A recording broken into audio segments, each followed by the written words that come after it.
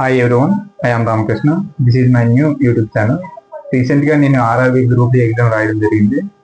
ఇది ఫిబ్రవరి 18th దాని ఆన్సర్కి వచ్చింది. అందులో నేను అటెంప్ట్ చేసిన 90 క్వశ్చన్స్ కూడా ఆన్సర్స్ కరెక్ట్ 100% యాక్యురసీతో స్కోర్ చేయడం జరిగింది.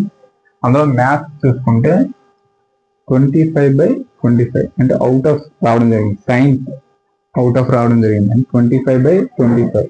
Reasoning 30 out of 30. Current affairs 10 out of 20. అది 100% accuracy. This is my second attempt. First attempt technician grade 3 రాయడం జరిగింది. అందులో 87 స్కోర్ చేశాను.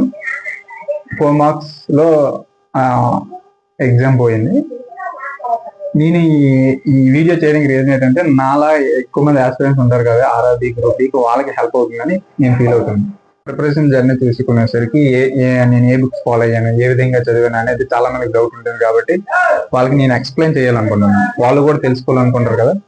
చాలా మంది సబ్స్క్రైబర్స్ కింద కామెంట్లు అడుగుతున్నారు. కాబట్టి నేను మ్యాథ్స్ ఏం ఫాలో అయ్యానంటే యూట్యూబ్. అది ఎలా ఫాలో అయ్యానంటే, యూట్యూబ్ అనేసరికి ఏ ఛానల్ ఫాలో అయ్యారు అని చాలా మంది అడుగుతారు. కాబట్టి ఈ యూట్యూబ్ లో నాకు ఏ కాన్సెప్ట్ అయితే రాదు, పీవైక్యూస్ చూసిన తర్వాత అందులో నాకు ఈ కాన్సెప్ట్ వచ్చినవి రాని ఉంటాయి. కాబట్టి రాని కాన్సెప్ట్స్ కి యూట్యూబ్ ఫాలో అయ్యేవాడిని. పర్టికులర్ గా ఏ యూట్యూబ్ ఛానల్ అని లేదు. అందులో ఏ యూట్యూబ్ ఛానల్లో అయితే నాకు ఆ కాన్సెప్ట్ అర్థమవుతుంది, ఆ రోజుకి ఆ కాన్సెప్ట్ ఆ యూట్యూబ్ ఛానల్ మాత్రమే ఫాలో అయ్యేవాడిని.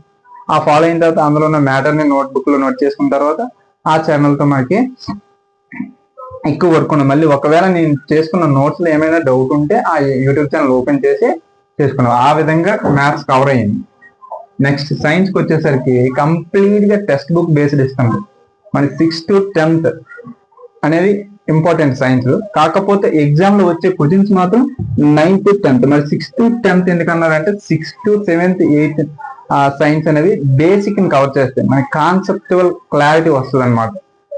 9th to 10th మనకి క్లియర్ గా అండర్స్టాండింగ్ మనం ఓన్ గా ప్రిపేర్ అవ్వాలనుకుంటే ఖచ్చితంగా 6 to 8 చదవాలి. ఒకవేళ మనకి బేసిక్ చాలా స్ట్రాంగ్ గా ఉన్నాయంటే ఖచ్చితంగా 9th to 10th ఎనఫ్ అనమాట. రీజనింగ్ వచ్చేసరికి పీవైక్యూస్.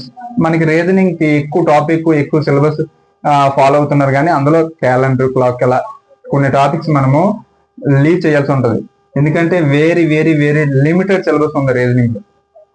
నెక్స్ట్ లిమిటెడ్ సిలబస్ ఉంది, ఎక్కువగా థరోలీ ప్రాక్టీస్ చేయాలి. రీజనింగ్ కూడా హై లెవెల్ ఇవ్వట్లేదు, వెరీ వెరీ లో లెవెల్ ఇస్తాడు.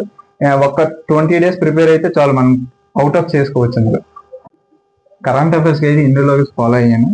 దీంతో పాటుగా ఇండియోలాగిస్ ఎప్పుడైతే నాకు కంప్లీట్ చేసిన ఫీలింగ్ వచ్చిన తర్వాత యూట్యూబ్ లో కరెంట్ అఫైర్స్ కూడా చాలా ఛానల్స్ లో వస్తాయి. ఆ ఛానల్లో కూడా నేను చూసేవాడిని వీడియో, ఎంతవరకు నేను అందులో అటెంప్ట్ చేయగలనని. అందులో ఏమైనా ఇండియోలాగిస్ లో కవర్ చేయని టాపిక్ ఏదైనా ఉందంటే దాన్ని మళ్ళీ సపరేట్ గా నోట్ చేసుకునేవాడిని. ఆ విధంగా మనం కరెంట్ అఫైర్స్ ని ఆల్మోస్ట్ కవర్ చేయొచ్చు. 100% కవర్ చేయగలమని చెప్పలేను, కానీ మోస్ట్ ఆఫ్ ది టాపిక్స్ ని మనం కవర్ చేయొచ్చు. ఈ విధంగా ఎక్కువ స్కోర్ చేయగలం కరెంట్ అఫైర్స్ లో కూడా. ఈజీగా 10+ స్కోర్ చేసే ఛాన్సెస్ ఉన్నాయి. మీరు నా మార్క్స్ ని స్క్రీన్ మీద చెక్ చేసి చూడొచ్చు. అలాగే డిస్క్రిప్షన్ లో నా యొక్క రెస్పాన్స్ షీట్ లింక్ ఉంటుంది, దాని ద్వారా నా యొక్క రెస్పాన్స్ షీట్ ని కూడా చెక్ చేయొచ్చు. ఇది నా overall preparation journey. Thank you for watching.